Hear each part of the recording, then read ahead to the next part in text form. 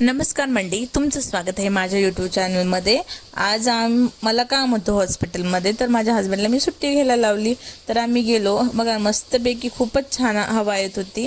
मग आम्ही रस्त्याने हस्बंड वाईफ मस्तपैकी गप्पा वगैरे मारत निघालो, कारण तसं आम्हाला दोघांना वेळ कधी भेटतच नाही।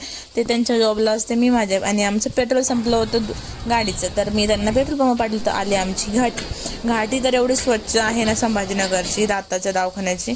तर मॅडमला येण्यासाठी खूप वेळ होता, त्यासाठी मग त्या म्हणे की बाहेर बसा। मग मी आणि माझे हस्बंड बाहेर बसलो आणि गप्पा वगैरे मारत राहिलो।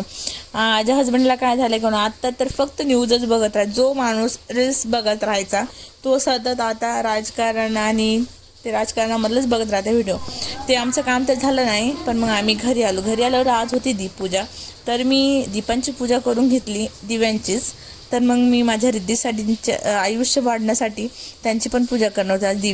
दिव्यांनी कणकीचे मी वाफेमध्ये दिवे करून घेतले होते 7, आणि वातींना भिजू घातलं तेलामध्ये, आणि त्या वाती मी कणकीच्या दिव्यामध्ये टाकल्या आणि पेटून घेतल्या। मग माझ्या रिद्धीसाठी हळद कुंकू आणि तांदूळ लावलं, आणि त्यांच्याकडनं मंत्र म्हणून घेतले, त्यांना जे मंत्र येतात ते। आणि देवाला हीच प्रार्थना आहे की माझ्या लेकरांना आयुष्य। हा झाला माझा मिनी ब्लॉग। मला नाही आयुष्य दे, दीर्घ आयुष्य दे।